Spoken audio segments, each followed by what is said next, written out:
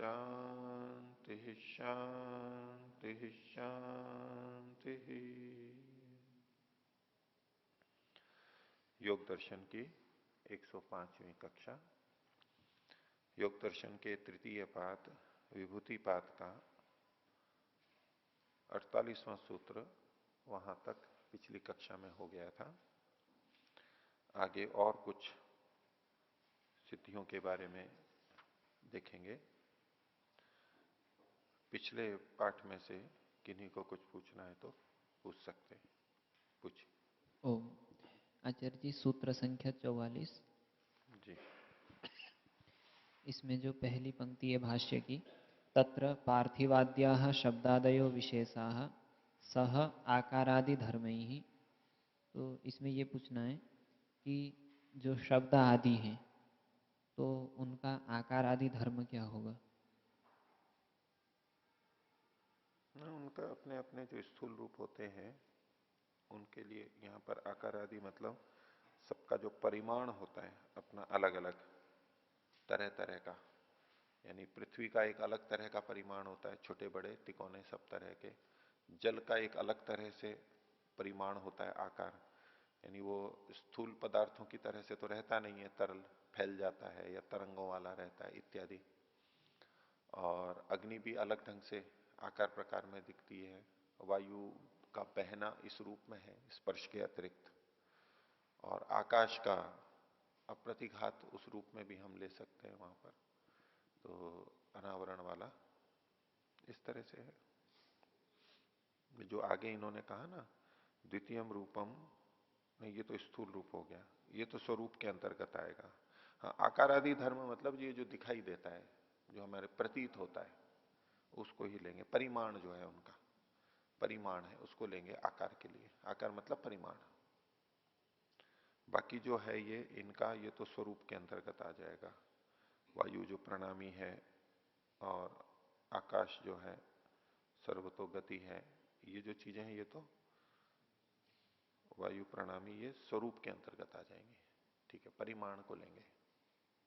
और पूछिए।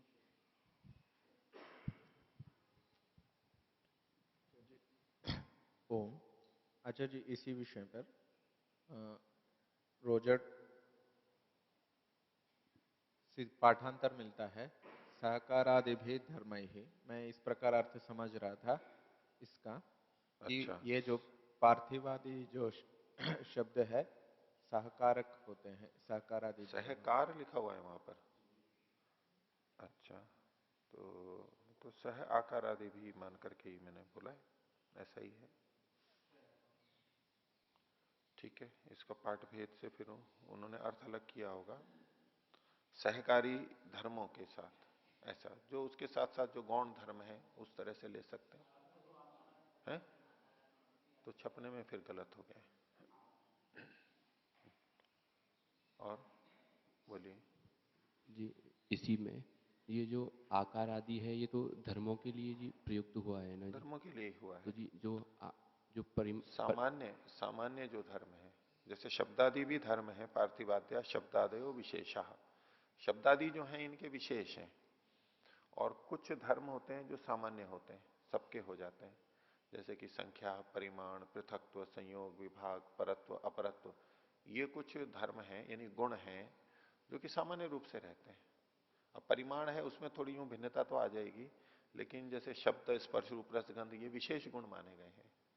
तो विशेष गुण और सामान्य गुण, तो आकार आदि में हम उन अन्य गुणों को जो विशेष में नहीं आते सामान्य रूप से उनका ग्रहण कर सकते हैं वो भी धर्म ही। पूछिए। अच्छा जी, इसी सूत्र में 44वें में ये जो दो भेद किए गए हैं, ये एक को ही आगे जाके फिर भेद किया या दो तरह के भेद किए? एक को दो तरह, एक ही को आगे जाकर के भेद किया है। एक विवक्षित और अविवक्षित। हाँ, प्रारंभ में जो दृष्ट किया था प्रत्यस्मित भेदावयवानुगत, ये शरीर, वृक्ष, यूथ और वन, ये शब्द की दृष्टि से है जिसमें भेद पता नहीं लगता है शब्द में। और दूसरा था शब्देन उपात्त भेदावयवानुगता, ये देव मनुष्य, ये उदाहरण था इसका। और ये जो देव मनुष्य है दूसरा वाला, इसके फिर दो भाग किए कि सच भेदा भेद विवक्षिता, उसमें भेद का भी कथन होता है और अभेद का भी कथन होता है। हैं तो अलग अलग, जैसे देव मनुष्य ऐसे यह ये इस तरह के वाक्य शब्द, उसमें आम्राणम वनम और आम्रवनम, इस तरह से भी ये दो भाग इसके कर दिए, दूसरे के किए गए। और सच भेदा भेद विवक्षिता, हाँ ये दूसरे का हुआ। और स पुनर्द्विविधो जो करके कहा युत सिद्धावयव और अयुत सिद्धावयव, ये पहले वाले के दो भेद किए हैं। तो वैसे दो भेद किए शब्द की दृष्टि से, दूसरे के फिर दो भेद किए और पहले के भी फिर दो भेद किए। ठीक है?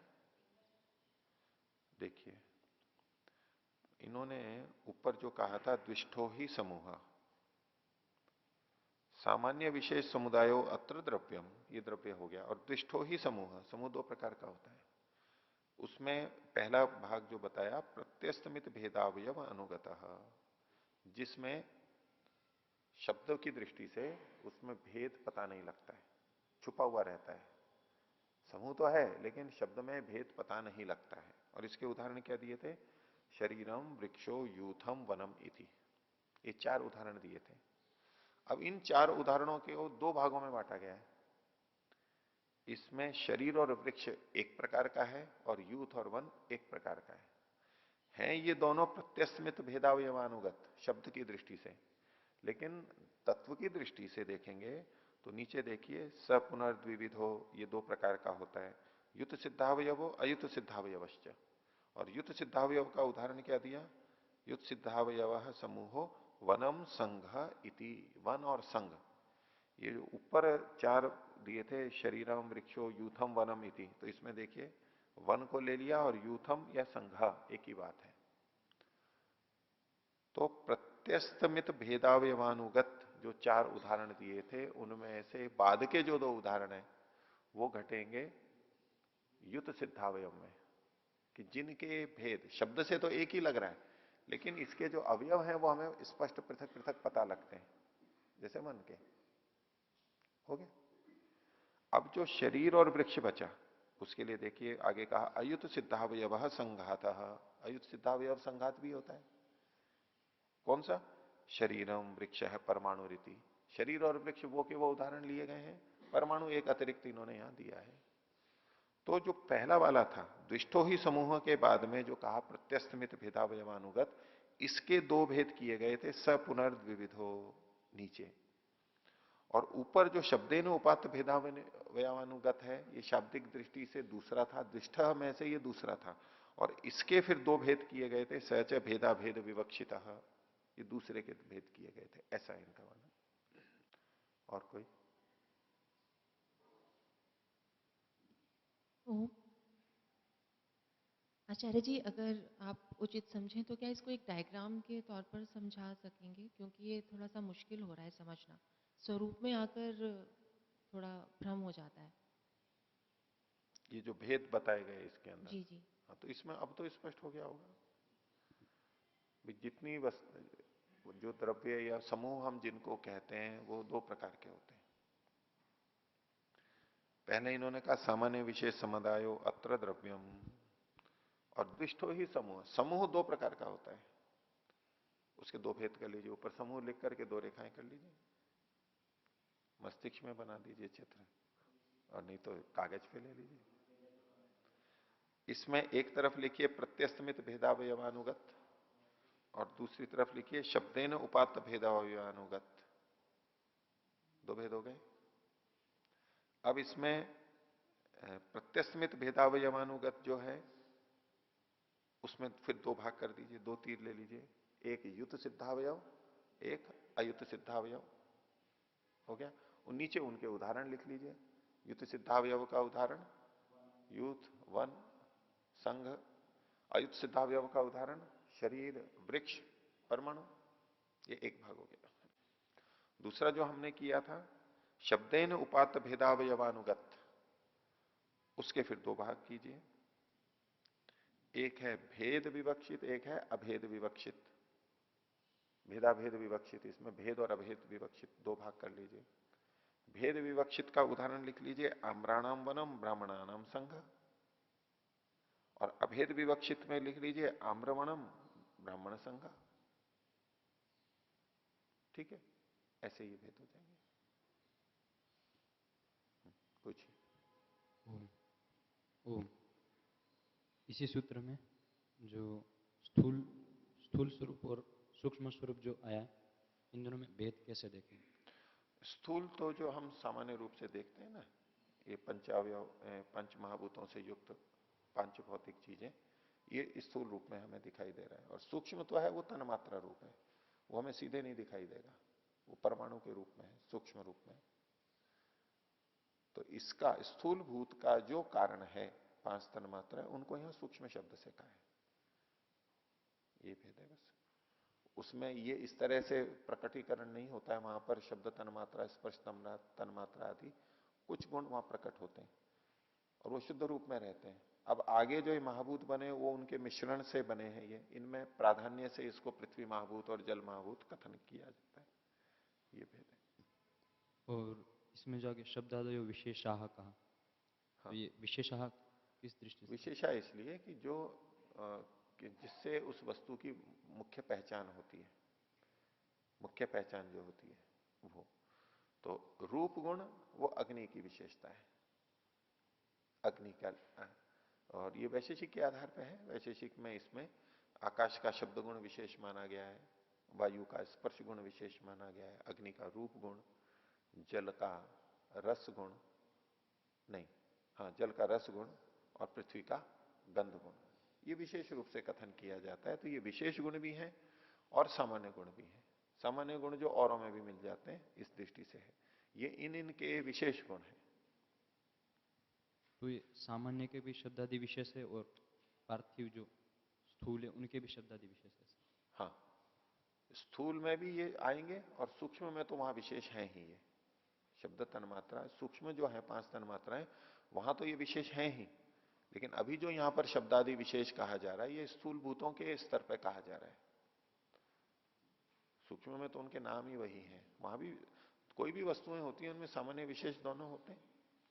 अब हम इतने मनुष्य बैठे हैं, अब इनमें विशेष धर्म भी है परस्पर और सामान्य भी है, हमारे दोनों मिलते हैं। किसी भी वस्तु में देख सकते हैं हम, सामान्य और विशेष धर्म दोनों प्राप्त होते हैं। ठीक है, बोलिए।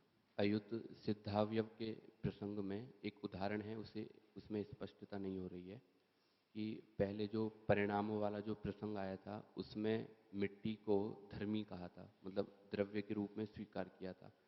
तो क्या वहाँ मिट्टी को धर्मी कहा था? धर्मी कहा था, तो क्या वहाँ मिट्टी के एक कण को ही धर्मी के रूप में कहा है, तभी उसको द्रव्य स्वीकार कर सकेंगे? क्योंकि उसमें भेद उसके हम स्पष्ट नहीं कर सकते। हाँ, मिट्टी पर अपने कण के रूप में एक द्रव्य है। मिट्टी को भी हम द्रव्य मानेंगे जब उसकी, वो भी अनेक अवयवों से मिलकर बनी है। मिट्टी के अपने और मिट्टी जिन कणों से मिलकर के बनी है, उस दृष्टि से जब हम देखेंगे तो मिट्टी का जो ढेर पड़ा हुआ है, मिट्टी का जो ढेर पड़ा हुआ है वो चूर्ण मृत का है, चूर्ण धर्म में है वो, लेकिन वो कोई द्रव्य नहीं है। जो ढेर है उसके लिए कह रहा हूं, मिट्टी तो अपने आप में द्रव्य है। उसका कारण यही है कि मिट्टी जिन कणों से मिलकर के बनी है, जिन मूल तत्वों से, वो यहां पर अयुत सिद्धावयव है, पता नहीं लगते। मिट्टी के परस्पर कणों को मत देखना अभी। जैसे बालू के, मिट्टी के बहुत सारे कण रखे हों, जब मैं ये वाक्य बोल रहा हूं कि मिट्टी अनेक कणों से मिलके बनी है, उसका ये मतलब नहीं है कि बालू का एक कण ये, एक कण ये, एक कण ये, मिट्टी के बहुत सारे कण हैं और इनसे मिलकर के मिट्टी बनी है, ऐसा नहीं कह रहा हूं। वो जो एक कण है वो अपने आप में मिट्टी है, सिलिका है, दूसरा कण, तीसरा कण, ये जो एक एक कण है ये अनेक अवयवों से मिलकर के बनी है और वो अयुत सिद्धावयव है, इसलिए मिट्टी को भी एक द्रव्य कह सकते हैं। लेकिन चूर्ण मृत जो दिखाई दे रही है, जो एक ढेर पड़ा हुआ है, उस ढेर को एक मिट्टी से अतिरिक्त द्रव्य नहीं स्वीकार किया जा रहा है। अब उस चूर्ण मृत को पिंड मृत बना लिया। चूर्ण रूप में था तो उसके कण अलग अलग थे, और जब उसको पिंड बना लिया तो अब ये अयुत सिद्धावयव हो गया है। ढेर के रूप में था तो युत सिद्धावयव था, और पिंड के रूप में आ गया तो अयुत सिद्धावयव आ गया। यद्यपि उपादान रूप में मिट्टी है, और उस प्रसंग में तो कि ठीक है चूर्ण धर्म हट करके पिंड धर्म आ गया, और पिंड धर्म हट के फिर घट धर्म आएगा, वो एक अलग दृष्टि है। लेकिन आप यहां द्रव्य कथन करेंगे तो जो पिंड बना हुआ है उसको आप कह सकते हैं कि एक द्रव्य है। उससे जब घड़ा बना तो घड़े को कह सकते हैं कि एक द्रव्य है, क्योंकि घड़े में मिट्टी के कण, मिट्टी जिन कणों से बनी है, जिन तत्वों से बनी है उसको छोड़ दो। अब मिट्टी के अनेक कणों से घड़ा बना है। अब ये घड़े में मिट्टी अयुत सिद्धावयव है, अयुत सिद्धावयव भेदानुगत है, युत सिद्धावयव नहीं है, इसलिए घड़े को भी हम एक द्रव्य कह देते हैं। वैसे मिट्टी की दृष्टि से देखेंगे तो पिंड धर्म हट करके घट धर्म आ गया है, ये घट को हम धर्म ही देख रहे हैं, वो अलग दृष्टि है। लेकिन घट के अपने धर्मों की अपेक्षा से घट भी एक धर्मी है, और वो धर्मी है, द्रव्य है, वो द्रव्य है अयुत सिद्धावयव भेद होने से उसके। ऐसे ही कपाल को भी ले लेंगे। जी, इसमें ये चीज़ें तो स्पष्ट हुई, बस एक बिंदु रह गया है जो मतलब इससे ये स्पष्ट हुआ कि मिट्टी के एक कण को ही हम द्रव्य कह सकते हैं, ना कि ढेर को। ढेर को नहीं कह सकते। लेकिन हम यूं तो कहते ही हैं, ये देखो ये मिट्टी तो द्रव्य है। कौन है, ठीक है, मिट्टी द्रव्य है, वो कणों की दृष्टि से ही कथन किया जा रहा है, उस ढेर को नहीं कह रहे। वो मिट्टी का ढेर है, वो मिट्टी का ढेर है, और चूंकि उसमें मिट्टी ही मिट्टी है इसलिए हम कह रहे हैं कि ये मिट्टी है। लेकिन तात्विक रूप से वो कण है, वही द्रव्य कहलाएगा। वो कण है, वो कण अनेक सारे, बहुत सारे हैं। द्रव्य जो मिट्टी है, या तो पृथ्वी तत्व आप कह लीजिए, मिट्टी कह लीजिए, पृथ्वी तत्व कह लीजिए, वो तो एक द्रव्य है, अयुत सिद्धावयव है। इसलिए बाल है, उनका एक झुंड पड़ा हुआ हो तो उसको कोई नया द्रव्य बना ये नहीं कह सकते। लेकिन उस बालों को मिला करके कोई चीज बना दी किसी ने, सजावट की, या कुछ ऐसी चीज बना दी। तिनके अलग अलग पड़े हुए हैं, अलग अलग तिनका का जो समूह है उसको हम द्रव्य नहीं कह सकते। लेकिन चिड़िया ने या बया ने उसका एक घोंसला बना दिया, अब उसको हम एक द्रव्य कह सकते हैं। युत सिद्धावयव अयुत सिद्धावयव एक शैली है सोचने की, देखने की, इन्होंने इस तरह से बात को रखा है। बोलिए। ओम। आचार्य जी, इसी प्रसंग में जैसे मिट्टी से घड़ा बना, तो अब एक आकार विशेष में आया तो उसको हमने घट कहा, तो घट कहते अब हम उसको द्रव्य कह रहे हैं। लेकिन यहाँ पर भी मिट्टी के ही कण हैं, और दूसरी जगह पे मिट्टी का ढेर रखा हुआ है, तो उसको हम इसलिए द्रव्य नहीं कह रहे हैं क्योंकि उसके लिए अभी हमने कोई शब्द नहीं दिया। अगर कल्पना नहीं, करें। शब्द तो हम दे देते हैं ना, शब्द की तो कोई बात नहीं है, ढेर बोल देते हैं ना हम, शब्द तो ढेर बोलते हैं। जी। और क्या, शब्द क्यों नहीं दिया, नहीं, देते हैं। अगर कोई एक विशेष शब्द दे दें, जैसे मिट्टी का ढेर रखा हो, तो उदाहरण दो, उसके लिए हम कुछ नाम दे दें, कि दो जैसे नाम उसको दो ना। कुंड बोल दें, मानो है? कल्पना करके कोई नाम दे दें एक, तो अगर नाम देते ही वस्तु द्रव्य में बदल जाती है, जब तक ऐसा नाम नहीं है ऐसा तो। नहीं कहा जा रहा है कि नाम देते ही वस्तु समूह द्रव्य रूप में बदल जाती है, ऐसा नहीं। नाम तो दे रहे हैं, ढेर कह रहे हैं, मिट्टी का ढेर नहीं, ढेर समूह तो, और कोई नाम नहीं है ना उसका। कोई नाम दे तो वो द्रव्य ये बन नहीं जाएगा। है, युत सिद्धावयव और अयुत सिद्धावयव ये भेद दिया गया है, उसके अवयव मिले हुए हैं।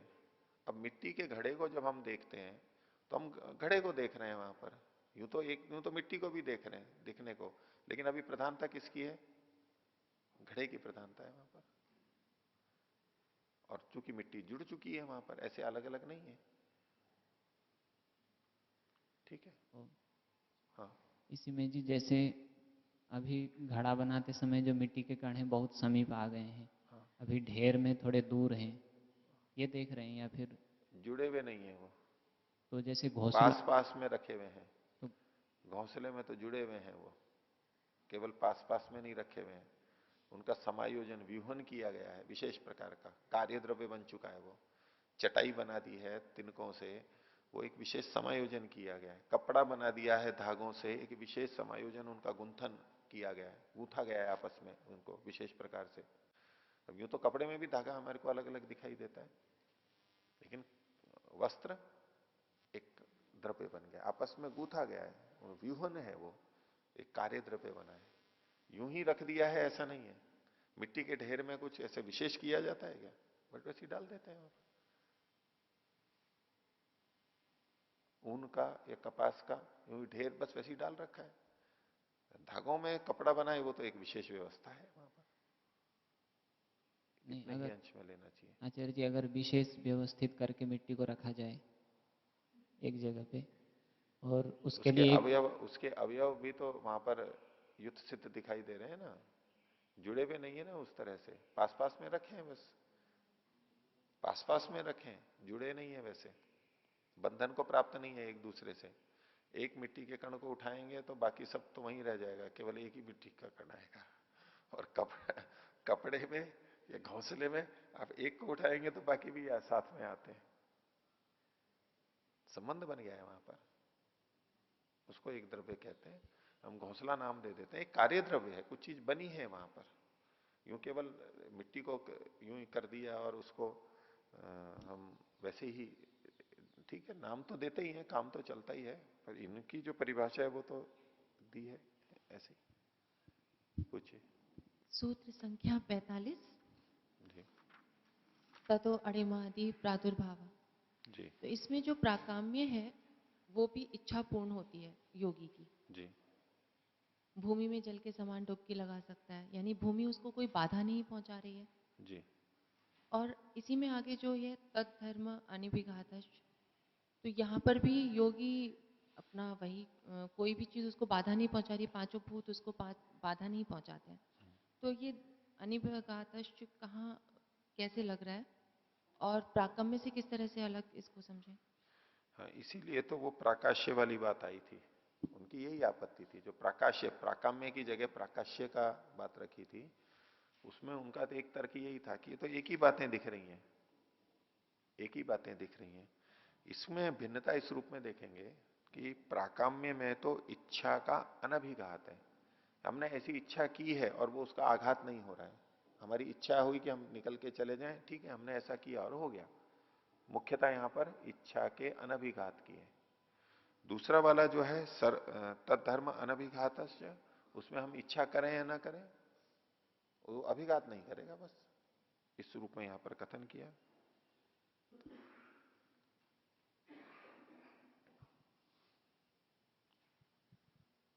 एक जैसा तो है ही, वो मैंने पहले रखा ही था आपको बात, इस तरह का प्रतीति होती है, वो प्रकाश्य के अर्थ में हो जाता है। उन्होंने यही कहा कि देखो कैसा अर्थ कर रखा है यहाँ पर, एक ही जैसा है। अब भेद तो हमें कुछ ना कुछ देखना होगा, जब अगर इस भेद को मान के चलते हैं तो ये भिन्नता तो हमें देखनी होगी। इसमें और भी चीजें जो हैं कि अग्नि उसको जलाती नहीं है, यहां तो वो जाना चाहता है तो चला जाता है, बस इतना है, उसकी इच्छा है कि जाना है चला जाएगा। और यहां पर उसको अग्नि जलाएगी ही नहीं, बस वायु उसको बहाएगी नहीं, इस रूप में कुछ भेद तो कर ही सकते हैं। ठीक है, आगे पाठ चलाते हैं।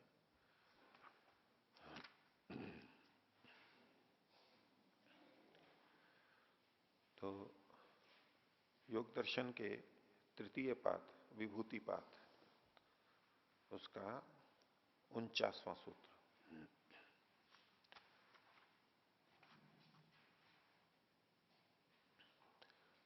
दो स्थितियां, दो उपलब्धियां यहां पर गिनाई जा रही हैं इस सूत्र में, और वो एक ही चीज होने से, एक के होने से दो चीजें वहां पर उपलब्ध हो रही हैं। सूत्र है सत्व पुरुष अन्यता ख्याति मात्रस्य सर्वभाव अधिष्ठातृत्व सर्वजातृत्व च। सत्व पुरुष, सत्व यानी तो बुद्धि प्रकृति, पुरुष यानी आत्मा जीवात्मा, इनकी अन्यता ख्याति मात्र से, जिसने इनकी भेद को, भिन्नता का ज्ञान जिसको एकदम स्पष्ट है, एकत्व नहीं है, भ्रांति नहीं है उसको, एकत्व नहीं है, दोनों की पृथकता का, जिसको हम विवेक ख्याति कहते हैं। विवेक ख्याति भी यही है, सत्व पुरुष अन्यता ख्याति ही विवेक ख्याति है, कि दोनों को अलग अलग समझ लेता है। बाहर जो प्रकृति है उसको अलग हम काफी हद तक समझ लेते हैं, कि पेड़ अलग है मैं अलग हूं, मकान अलग है मैं अलग हूं, ये समझ लेते हैं काफी कुछ, गाड़ियां आदि। हालांकि उसमें भी ममत्व करके एकत्व की प्राप्ति हो जाती है व्यवहार में, कहने को कहेगा कि अलग है मैं अलग हूं, लेकिन व्यवहार में वो एक मान करके चलता है। शरीर को भी हम अलग समझ लेते हैं कि शरीर अलग है, ये उत्पन्न होता है, मरता है, बड़ा होता है, आत्मा इससे पृथक है। इंद्रियों को भी एक सीमा तक हम कर लेते हैं। शरीर को सब जने अलग नहीं कर पाते हैं, वो शरीर को ही मैं समझते हो, ये भी संभव है, लेकिन अलग कर लेते हैं। इंद्रियों को भी अलग कर लेते हैं। लेकिन अंदर सत्व जो बुद्धि है, चित्त है, उसको अलग करके देखना ये सबसे कठिन है और सबसे अंत में आता है।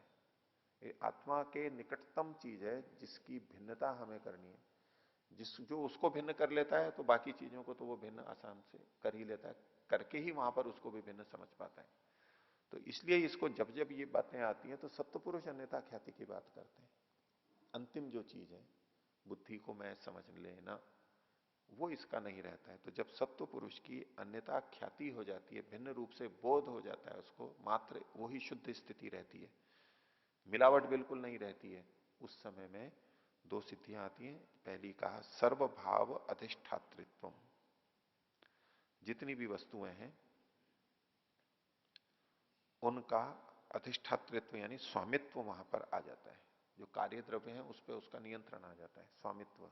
अधिष्ठाता होता है, जैसे संस्था का अधिष्ठाता होता है, गुरुकुल के अधिष्ठाता नाम से कहे जाते हैं, उसके अधिकारी के रूप में कह लें। तो अधिष्ठातृत्व, उसका स्वामित्व, नियंत्रण करने वाला वो हो जाता है सब भावों का। जितने भी भाव मतलब जो कार्य द्रव्य बने हैं उन सबका उससे संबंधित है, उस पर उसको नियंत्रण आ जाता है, एक बात। दूसरा कहा सर्वज्ञातृत्वम च, और इन सबको जान लेना, ये भी उसमें आ जाता है। एक तो उनका स्वामित्व होना और एक उनको जान लेना, ये दो बातें अलग अलग कही गई हैं।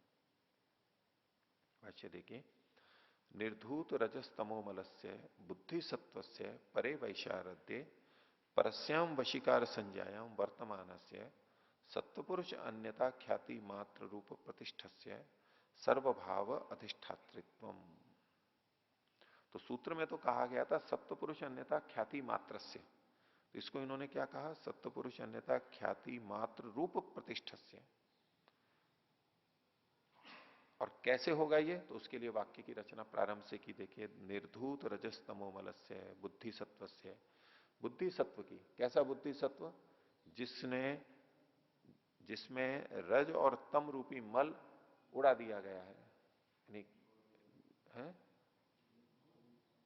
हटा लिया।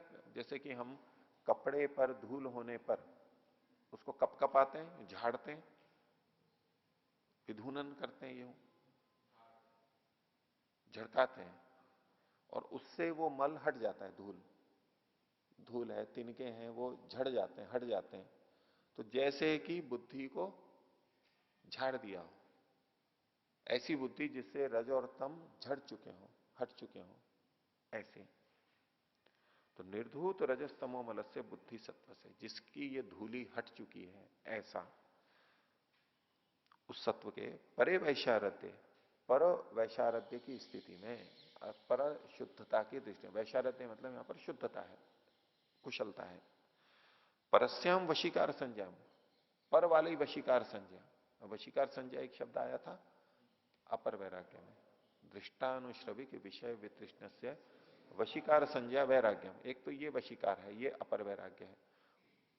परस्याम वशीकार संज्ञायाम माने बिल्कुल चरम पे जो वशीकार संज्ञा हो गई, उच्च स्थिति की, उसमें जो वर्तमान है, ऐसे सत्पुरुष अन्यता ख्याति मात्र रूप जो प्रतिष्ठित है, उसके सर्वभाव अधिष्ठातृत्व हो जाता है, सब पे वो नियंत्रण कर लेता है। यानी चित्त अत्यंत शुद्ध है, सत्पुरुष की अन्यता ख्याति उसको हो चुकी है, बोध उसको हो चुका है, ज्ञान की दृष्टि से वो निर्मल है, शुद्ध है। ऐसे में इन पे नियंत्रण आ जाता है उसका। सर्वभाव अधिष्ठातृत्व को ये और खोल रहे हैं। सर्वात्मनो गुणा, अपने सब स्वरूपों में जो गुण है, आत्मा मतलब उसका स्वरूप के रूप, जैसे गुण, गुण मतलब सत्वरस्तम, सत्वरस्तम कार्य जगत में परिवर्तित होते हैं, वो विभिन्न रूपों में बदलते हैं। पृथ्वी भी बनते हैं, जल भी बनते हैं, तो वृक्ष भी बनते हैं, और सब चीजें बनते हैं, रत्न आदि, धातु आदि, ये जो सारा दिखाई दे रहा है, एक तरह से ये गुणों का ही रूप है, स्वरूप है।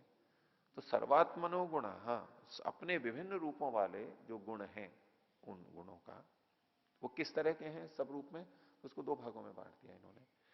व्यवसाय व्यवसेयात्मका, व्यवसाय कहते हैं ज्ञान को, जिसके द्वारा ज्ञान किया जाता है वो व्यवसाय, यानी इंद्रिय रूप में। व्यवसायात्मक मतलब जिसके द्वारा जाना जाता है, निश्चय किया जाता है, वो व्यवसायात्मक यानी इंद्रियां आ गई। और व्यवसायित्मक, व्यवसाय मतलब जिसका निश्चय किया जाता है, जिसको जाना जाता है, यानी अन्य ज्ञात होने वाले जो भूतादि पदार्थ हैं।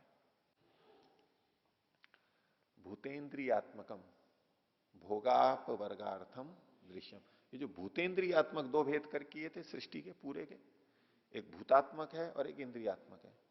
जो भूतात्मक है वो व्यवसायित्मक है, व्यवसाय है, उनको जाना जाता है। और इंद्रियात्मक है वो व्यवसायत्मक है, उनके द्वारा जाना जाता है। ये अलग बात है कि इंद्रियों को भी जानते हैं, कभी वो भी व्यवसाय बन जाती हैं, लेकिन सामान्य रूप से इंद्रियों के द्वारा जाना जाता है। हम दूरबीन से देखते हैं, लेकिन कभी दूरबीन को भी देखते हैं, वो एक अलग बात है। तो जिनके द्वारा जाना जाता है वो है व्यवसायत्मक। तो सर्वात्मान गुणा व्यवसाय व्यवसायत्मका। तो इन दो रूपों में भूतेन्द्रियात्मक जो गुणों के अपने सब रूप हैं उनको स्वामीनम क्षेत्रज्ञम, ये अपने स्वामी को, स्वामी मतलब क्षेत्रज्ञ को, इस क्षेत्र को जानने वाला जो है, क्षेत्र यानी खेत, ये शरीर, इसमें जो जानने वाला है जाता है उसको स्वामीनम क्षेत्रज्ञम प्रति, अपने स्वामी क्षेत्रज्ञ के प्रति अशेष दृश्यात्मत्वेन उपस्थिता इत्यर्थ। ये अपने स्वामी के प्रति अशेष रूप से यानी संपूर्ण रूप से दृश्यात्मत्वेन दृश्य के रूप में, भोग्य के रूप में उपस्थित हो जाते हैं, ये मतलब है। ये जितने इंद्रियात्मक और भूतात्मक पदार्थ हैं वो आत्मा के लिए पूरी तरह से भोग्य रूप में उपलब्ध होते हैं, उसको पूरी तरह उपलब्ध हो जाते हैं और वो फिर उनका उपयोग कर लेता है। ये अधिष्ठातृत्व हुआ। अधिष्ठातृत्व या स्वामित्व तब आएगा जब हम उसको उपयोग कर सकें। कोई वाहन है, कोई मकान है, हम यदि उसका उपयोग कर सकते हैं तो कह सकते हैं कि भाई इसका अधिष्ठातृत्व हमारे पास में है। हम चाहें जब प्रयोग करें और नहीं तो नहीं करें, कैसा भी प्रयोग करें। और यदि हम उपयोग नहीं कर पा रहे हैं तो हमारा अधिष्ठातृत्व नहीं है, बोले हमारे बस में नहीं है, नाम नाम है, हम तो उपयोग ही नहीं कर सकते, तो फिर क्या स्वामित्व हुआ हमारा? स्वामित्व तो तब होगा ना अपनी चीज का जब हम उसका उपयोग कर सकें। तो ये व्यवसायत्मक व्यवसायत्मक जो सत्वर स्तंभ के निर्मित चीजें हैं, ये अशेष रूप से पूर्ण रूप से उस स्वामी के लिए, आत्मा के लिए उपस्थित हो जाती हैं, वो उनका उपयोग कर पाता है। ये सर्वभाव अधिष्ठातृत्व, उपयोग करना ही अधिष्ठातृत्व की, स्वामित्व की सूचना होती है, सूचना देता है। आगे दूसरा है सर्वज्ञातृत्व, उसको खोल रहे हैं। सर्वज्ञातृत्वम सर्वात्मनाम गुणानाम, ये जो अपने अपने अपने विभिन्न रूपों वाले, सब रूपों वाले जो गुण हैं, पहले भी कहा था सर्वात्मनो गुणा, यहां पर भी सर्वात्मना गुणा, सर्वात्मनाम गुणानाम, जो अपने विभिन्न रूपों में है उन सब गुणों का। कौन से गुण? तो कभी पहले वाली बात जो दोहराते हैं, शांतोदित अव्यपदेश्य धर्मत्वेन व्यवस्थितानाम, वो गुण जो कि या तो शांत रूप में है, उनके अपने गुणों की दृष्टि से है, शांत उदित या अव्यपदेश्य धर्म के रूप में जो व्यवस्थित है। कोई धर्म अभी आया है, कोई आ चुका है, कोई आएगा, इस रूप में जब ये विद्यमान है सत्वरस्तम व्यवस्थितानाम अक्रमोपारूढ़, इनके क्रम के रूप में आरूढ़ नहीं, अक्रम के रूप में जो आरूढ़, विवेकजम ज्ञानम इत्यर्थ, विवेकज ज्ञान है ये। अक्रम आरूढ़ का मतलब है कि उसको उस वस्तु के अतीत, अनागत और वर्तमान, शांत उदित और अव्यपदेश्य तीनों का ज्ञान एक साथ होता है, क्रमशः नहीं। सामान्य रूप से हम क्या कैसे जानते हैं? जो वर्तमान है उसको जानते हैं, जो अतीत हो गया है उसको हम नहीं जान रहे हैं, अतीत को हम अलग ढंग से जानते हैं, और जो अनागत है हमें पता है ये धर्म आने वाला है, लेकिन अभी वैसे नहीं जान रहे हम, अभी हम जान रहे हैं केवल वर्तमान को। उसकी तो हमारी स्मृति है, ज्ञान है, उसके आधार पर हम समझ लेते हैं, लेकिन प्रत्यक्ष जो कर रहे हैं वो तो हम केवल वर्तमान का कर रहे हैं, उदित का कर रहे हैं। और हम इनको क्रमशः जानते हैं, एक साथ नहीं जानते। हम उसको वर्तमान को देखते हैं या अतीत को देखते हैं या अनागत को देखते हैं। यहां ये विवेकज ज्ञान है, इसमें इन तीनों धर्मों को अक्रम रूप से यानी एक साथ वो जान पाता है। एक जानने की एक विशेष स्थिति है, कल्पना में भी आना कठिन है कि हम घड़े को देख रहे हैं, हम हमारे लिए घड़ा है, हम कपाल का ज्ञान रखते हैं कि टुकड़े होगा, हमें पता है कि पहले ये पिंड था, ये चूर्ण था। हम अलग अलग किस रूप में देख रहे हैं, अलग अलग देख रहे हैं, हम एक इसमें क्रम देख रहे हैं। वो क्रम है भी, उस क्रम को तो योगी भी जानता है, लेकिन इस विवेकज ज्ञान में ये सारे के सारे अक्रम रूप से आरूढ़ रहते हैं एक साथ। इस ऐसा एक ज्ञान होता है, एक विशेष ज्ञान होगा।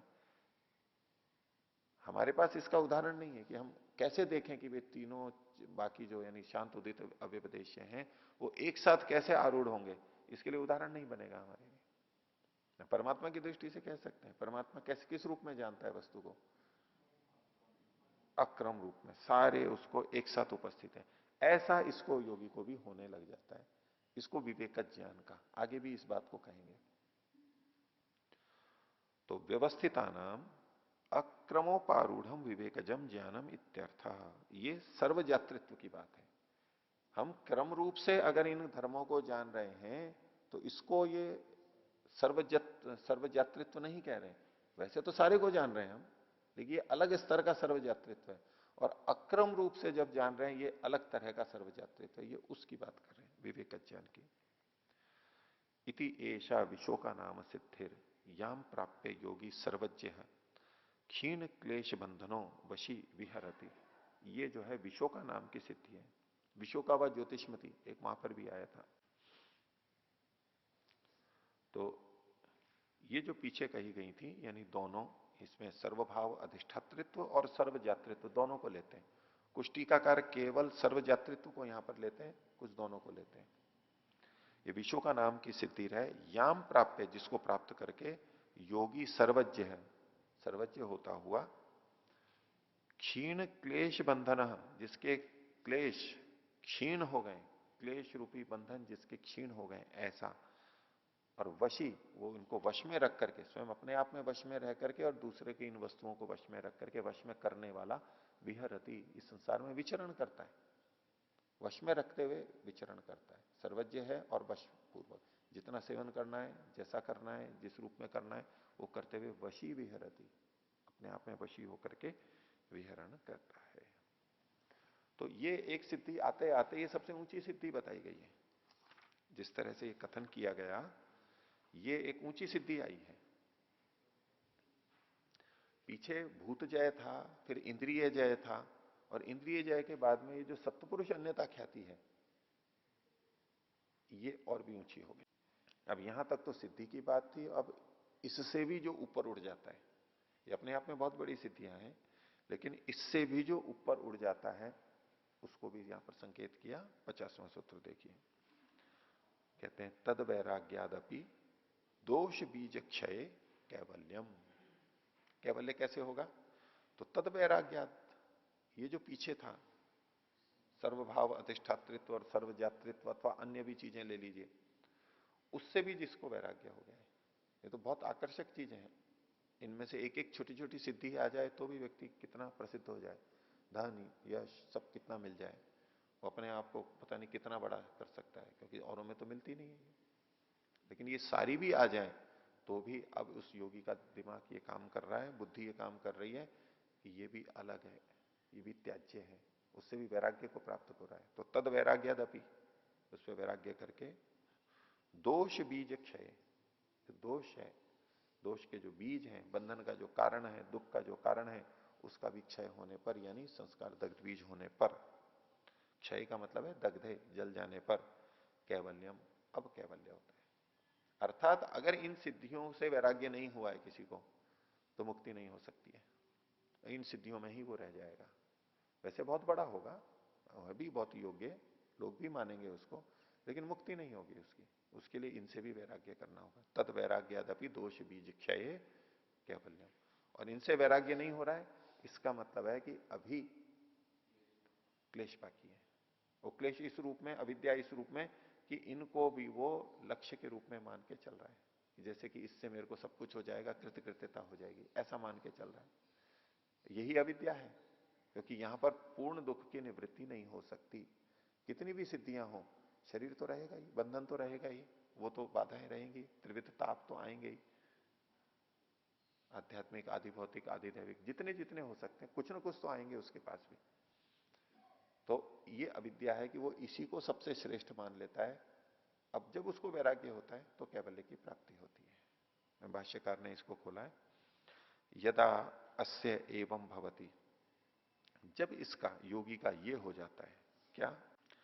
क्लेश कर्म क्षय, इसको अन्वय यूं करेंगे, यदा क्लेश कर्म क्षय अस्य एवं भवति, जब क्लेश और कर्म के क्षीण हो जाने पर इस योगी का ऐसा हो जाता है, क्योंकि बिना उनके क्षीण हुए ये स्थिति आएगी ही नहीं उसकी।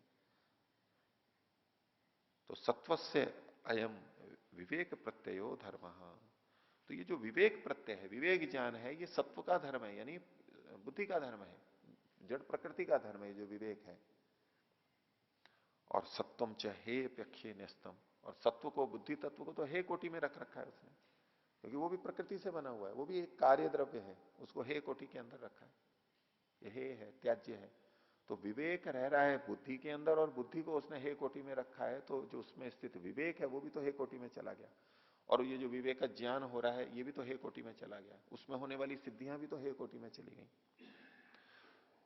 साथ में वो सोच रहा है पुरुषश्च अपरिणामी शुद्धो अन्य है सत्वादिति, और पुरुष यानी जो चेतन आत्मा है वो अपरिणामी है, बदलाव नहीं होता है, शुद्ध है, और अन्य सत्वादिति, इस सत्व से, बुद्धि से पृथक है। ये सत्व पुरुष अन्यता ख्याति होने के बाद में तो सिद्धियां आई, और उस सत्व पुरुष अन्यता ख्याति का उपयोग कर रहा है, इनको भी, सिद्धियों को भी एक तरफ रख रहा है। ये कि ये बात वहां पर योग चित्तवृत्ति निरोधा के भाष्य में जो कही गई है, वो वहां थोड़ा विस्तार से है, पंक्ति जो है वहां बड़ी है, लेकिन बात ये कि यही है जो वहां पर कहा था, तत्परम प्रसंख्यानम इति आचक्षते ध्यायिन, परम प्रसंख्यान कहा गया था, ऊंची स्थिति है।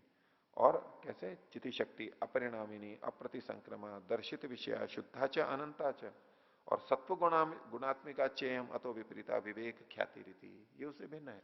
उसी बात को यहां पर कहा गया।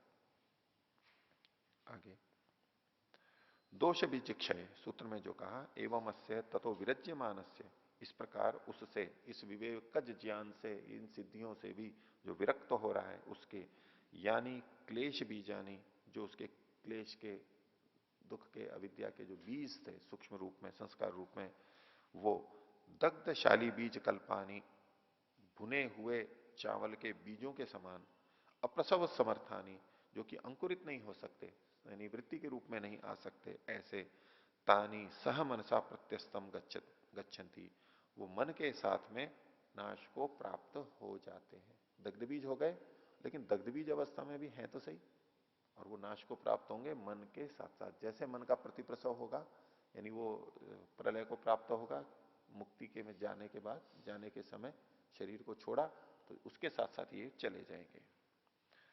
तेषु प्रलीनेषु पुरुषः पुनः इदम तापत्रयम न भुंगते, इनके प्रलीन हो जाने पर, मन के प्रलीन होने पर, और इन दग्धबीज संस्कारों के प्रलीन होने पर, पुरुष यानी मनुष्य, जीव, इदम तापत्रयम न भुंगते, इन तीन प्रकार के तापों को नहीं भोगता है, जो त्रिविध ताप है सभी तरह के। आगे तद एतेषाम गुणानाम मनसी कर्म क्लेश विपाक स्वरूपेण अभिव्यक्तानाम चरितार्थानाम प्रतिप्रसवे पुरुषस्य अत्यंतिको गुण वियोग कैवल्यम, तो तदा एतेषाम, तब इनका, कैवल्य को ही बता रहे हैं, इन गुणों का। कैसे गुण है ये? तो मनसी, मन में, जो कि क्लेश कर्म विपाक के स्वरूप में अभिव्यक्त है, ये गुण ही वहां पर अभिव्यक्त हो रहे हैं। चित्त में जब हम कहते हैं कि कर्म है, यानी कर्माशय है, वो गुणों के रूप में ही वहां पर अभिव्यक्त है, गुण ही वहां पर अभिव्यक्त हो रहे हैं, गुण ही इस रूप में आ गए हैं, वहां ऐसी लिखावट हो गई है, गुणों का संयोजन ऐसे हो गया कि वहां पर ये कर्माशय बन रहा है। ये गुणों के रूप में ही होगा, क्योंकि चित्त तो गुण रूप में ही है, सत्वरस्तम ही है। तो जो कर्माशय संचित हो रहा है वहां पर किस रूप में हो रहा है? तो जो सत्वरस्तम है वो ही एक विशेष रूप में आते जा रहे हैं, और वो कर्माशय के रूप में हमारे संचित हो रहे हैं। उनकी लिखावट वहां पर ऐसी है गुणों की। कर्म, क्लेश और विपाक। क्लेश मतलब जो संस्कार हैं, वृत्तियां हैं, दोनों रूपों में जो ज्ञान के रूप में है, वहां पर भी ये सत्वर स्तंभ ही कार्य कर रहे हैं।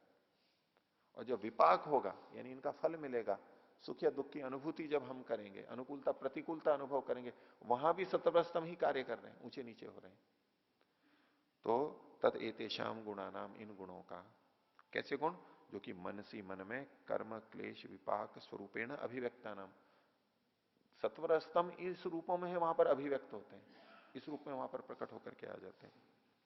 उनका, इन गुणों का चरितार्था नाम, जो कि चरितार्थ हो चुके हैं, उनका प्रयोजन पूरा हो चुका है। गुणों का प्रयोजन क्या था? अर्थवत्ता क्या थी? भोगापवर्गार्थ था। अपवर्ग की स्थिति इसको प्राप्त हो गई है, भोग इसके समाप्त हो गए हैं, जो भोगने थे वो भोग लिए हैं, और जो नहीं भी भोगे थे वो भी क्लेश के समाप्त होने पे अब भोगने लायक है नहीं।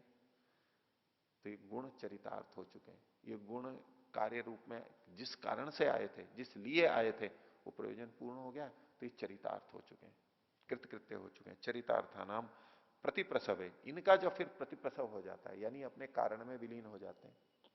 ये जो चित्त के रूप में आए हुए हैं, विभिन्न रूप में अभिव्यक्त हैं, ये प्रतिप्रसव होकर के अपने मूल रूप में, मूल प्रकृति की में पहुंच जाते हैं। प्रतिप्रसवे पुरुष से आत्यंतिको गुण वियोग, पुरुष का गुणों के साथ में जो आत्यंतिक वियोग है, बहुत लंबे समय तक, दीर्घ काल तक पूरी तरह से जो वियोग है, वो ही कैवल्यम, कैवल्य कहलाता है। यही मुक्ति है, प्रकृति से छूट जाना। और उस समय कैसी स्थिति रहती है? तो तथा तब स्वरूप प्रतिष्ठा चिति शक्ति एवं पुरुष, उस समय में पुरुष, पुरुष स्वरूप प्रतिष्ठा होता है, अपने आप में स्थित होता है। कैसे? चिति शक्ति एवं, चिति शक्ति चेतन शक्ति रूप में रहता है, प्रकृति उसके साथ में नहीं रहती है। सत्वर स्तंभ कोई भी सूक्ष्म शरीर का कोई भाग, मन, बुद्धि, चित्त, अहंकार, इंद्रियां, कोई कुछ उसके साथ में नहीं रहता है, वो अकेला रहता है, प्रकृति की दृष्टि से अकेला रहता है। वैसे वो परमात्मा के साथ में रहता है, परमात्मा का आनंद लेता है, लेकिन अकेला अपने में स्थित मतलब है जो प्रकृति में स्थित होता था, तदाकारता रहती थी, वो अब उसकी नहीं है, इसे कैवल्य कहते हैं। तो तद वैराग्यादपि दोष विशिक्षये कैवल्य। तो यहां भी इससे हमें पता लगा कि सिद्धियों को अंत में जाकर के तो छोड़ना ही पड़ेगा, वैराग्य तो उससे भी करना पड़ेगा, संप्रज्ञात समाधि से भी वैराग्य करना ही होता है, पीछे बातें आई हैं। अब ये जो सिद्धियां आती हैं तो क्या क्या होता है? सिद्धियां आने पर भी और उन सिद्धियों से निचली स्थितियां होती है, वहां भी ऐसा ऐसा हो जाता है। देखिए उसमें क्या करना होता है योगियों को, तो 51वें सूत्र में सावधान करने के लिए कहा गया। स्थान्योपनिमंत्रणे संग स्मयाकरणम पुनरनिष्ट प्रसंगात। स्थानी उपनिमंत्रणे, जो स्थान वाले हैं उसको कहते हैं स्थानी। स्थान कहते हैं कोई किसी का जगह है, कोई जगह है, ठिकाना है, उस रूप में तो जमीन है, मकान है इत्यादि। उसके अलावा जितनी भी हमारी वस्तुएं हैं वो सब भी ये स्थान है, जिनके विभिन्न वैभव, संपत्ति, साधन जिनके पास में वो है स्थानीय। उपनिमंत्रण है, उनके द्वारा जब निमंत्रण किया जाता है बहुत निकटता से, आइए, भोग प्रस्तुत किए जाते हैं, ये सब चीजें हमको सम्मान पूर्वक जब वो चीजें दी जाती हैं, और देने ही लग जाते हैं लोग, सिद्धियों को प्राप्त हो ऐसा वहां तो होगा ही। वो सामान्य छोटे छोटे होते हैं, थोड़ा थोड़ा जानते हैं तो ही होने लग जाता है, वो छोटे स्तर पे होता है, ये बड़े स्तर पे होता है। तो उनके होने पर निमंत्रण है संग, संग दोष को देखे कि इससे तो मैं, इसमें संग हो जाएगा, मेरे को राग हो जाएगा, उस दोष को देख करके उससे हटता है एक। और स्मया अकरणम, स्मय अकरणम, घमंड भी नहीं करना है फिर कि देखो उन्होंने इतनी चीजें, भोग सामग्री मेरे को दी थी, ये सब देने को तैयार थे, इतना बड़ा आश्रम और इतना बड़ा भवन, ऐसी गाड़ियां और ऐसा सब कुछ, एकांत स्थान, इस और जो भी चीजें, देखो मैंने उसको नहीं लिया। ये भी एक गर्व होता है ना, लिया नहीं, ये अच्छी बात है, ले लेता तो आसक्ति होती, वो तो संग दोष होता ही, लेकिन संग दोष नहीं किया, इसका जो एक अंदर गर्व आ जाता है, देखो मैंने ये चीज छोड़ दी, देखो मैंने ये ऐशना छोड़ रखी है, देखो मैं ये इतनी कम चीजों का उपयोग करता हूं, बोले या ना बोले मन के अंदर भी अगर है तो ये स्मया है, गर्व है, वो भी घातक है, वो भी नहीं करनी। काय का गर्व है इसलिए चीजों को छोड़ा है, तो गर्व की क्या बात है? गंदगी को ही तो छोड़ा है ना, दुख को ही तो छोड़ा है ना, बंधन को ही तो छोड़ा है ना, इसमें कौन सी बात है? सामान्य है, तो छोड़ते ही है। गंदगी को हम भी छोड़ते हैं, शरीर के गंदगी लग जाए अगर हम हटाते हैं ना, तो हटा दिया तो हटा दिया, गंदगी को हटा दिया, इसमें कौन सी बात है? गर्व को है। देखो मैंने कूड़ेदान पे कचरा कचरा पड़ा रहे, जैसे कूड़े में लोग बीनने वाले बीनते हैं, देखो मेरे को इस सबसे वैराग्य है। कोई घमंड करे, कचरे कूड़े पात्र में रहते हैं ना, कोई प्लास्टिक रहती है, कोई डब्बा रहता है, कोई खाने की चीज भी रहती है, बेचारे भूखे होते हैं, वो तो वहां से खाते हैं। देखो मेरे को बिल्कुल भी इच्छा नहीं होती, और मेरे को देखो वैराग्य है इससे। सामान्यतः हम गर्व नहीं करते हैं, और कोई करने लगे तो बोले इसमें काय का गर्व है। तो ऐसे ही संसार के समस्त भोगों को और इन सिद्धियों को भी, वैराग्य को भी, विवेक को भी, इसको विवेक को भी जो छोड़ रहा है, और छोड़ के अगर ये मन में आ गया कि देखो मैंने ये छोड़ दिया, मैं तो बहुत बड़ा व्यक्ति हूं और मैंने इनके आकर्षणों को, इनको सबको छोड़ दिया, प्रलोभनों को छोड़ दिया, ये भी एक बंधन का कारण है। तो स्मय आकरणम, इसको घमंड को ना करना। क्यों? पुनः अनिष्ट प्रसंगात, ये देख करके अगर मैंने किया तो फिर से अनिष्ट हो जाएगा, पहले तो मैं अनिष्ट में था ही, संसार में दुख भोग ही रहा था, और इसको मैंने किया तो फिर से मैं वहीं जाके फंस जाऊंगा, ये देख करके। ये भी एक प्रतिपक्ष भावना है। भाष्य देखिए, चत्वारः खल्वमी योगिना, योगी 4 प्रकार के होते हैं, 4 के नाम लिखे, उनका विवरण भी देंगे। पहला है प्राथम कल्पिका, प्रारंभ वाला।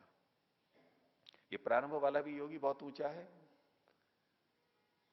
वितर्क आदि, वितर्क विचार आदि जो प्रारंभ के हैं ना, सवितर्क आदि समाधि वाले, उनकी बात है ये, समाधि वाले, उससे नीचे वालों की नहीं बात कर रहे हैं। वो भी प्रथम कल्पिक है, प्राथम कल्पिक है।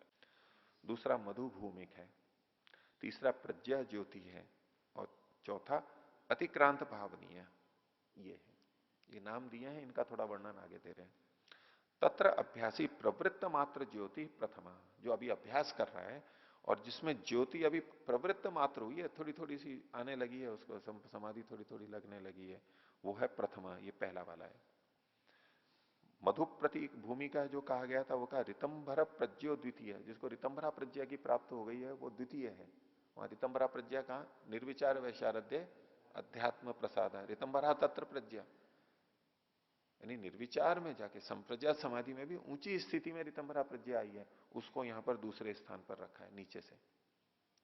तीसरा भूतेन्द्रिय जयी तृतीय, तृतीय वो है जिसने भूत और इंद्रियों को जीत लिया है। पीछे जो 2 सिद्धियां आई थी, भूत जय और इंद्रिय जय, उसको जिसने कर लिया, ये ऋतंभरा से ऊंचा वाला है, ये तीसरा है।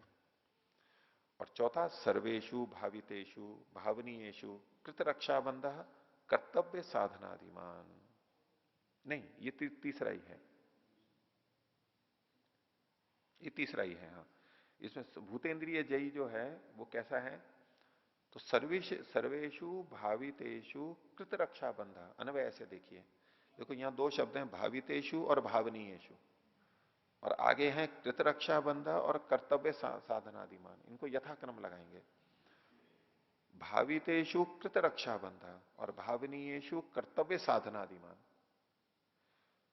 भावितेशु कृत रक्षा बंधन का मतलब है जिन चीजों को उसने प्राप्त कर लिया है, सिद्धि प्राप्त कर ली है, उसमें जिसने रक्षा भी कर ली है, कृत रक्षा बंध है कि अब इसको सुरक्षित भी है, अब ये डिगेंगी नहीं, ऐसा कर चुका है वो जो हमने उपलब्ध किया, अब प्राप्त की प्राप्ति और प्राप्ति की रक्षा जिसने कर लिया कि हाँ अब ये मेरे पूरे नियंत्रण में आ गई और मैंने इसकी रक्षित है, अब ये जाएगी नहीं, डिगेगी नहीं, तो जो भावित हैं जिनको उसने प्राप्त कर लिया उनके प्रति तो कृत रक्षा बंध भी हो गया कि ये अब डिगेंगी नहीं, मेरे को स्थिरता आ गई है।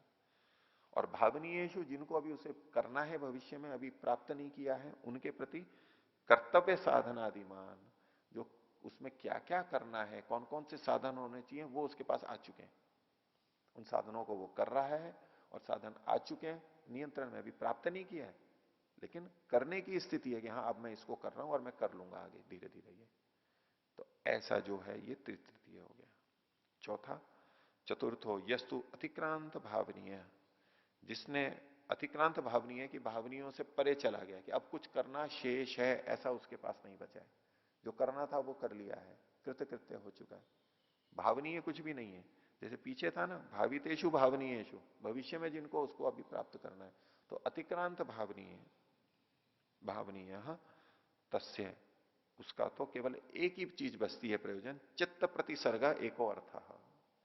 बस ये चित्त प्रलयावस्था को प्राप्त होगा, प्रतिप्रसव को प्राप्त होगा, बस मात्र इतना ही प्रयोजन बचा हुआ है उसका। चित्त शरीर यानी वो जीवन मुक्त अवस्था में आ चुका है, ये चौथा हो गया।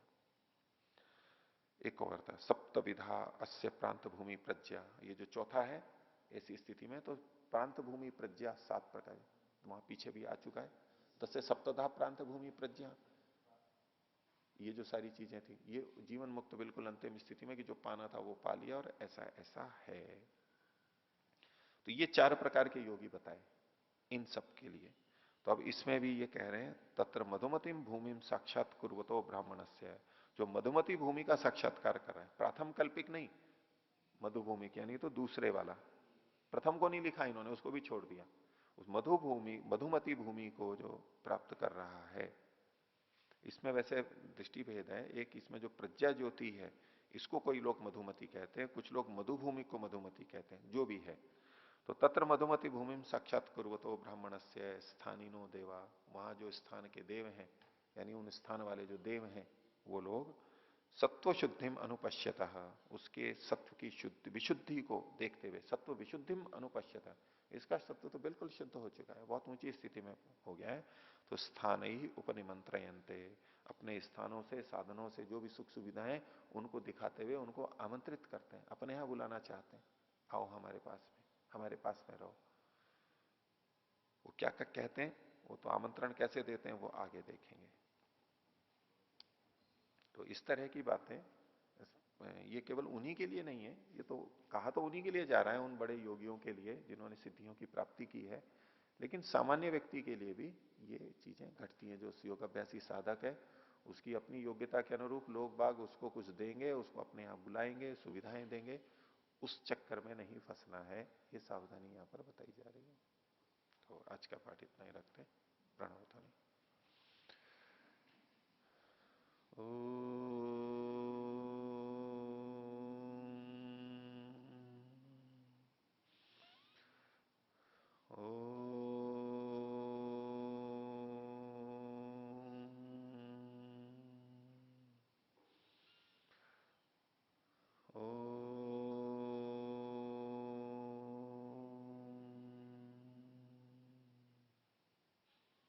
सभी को सादर अभिवादन। ओम शांति।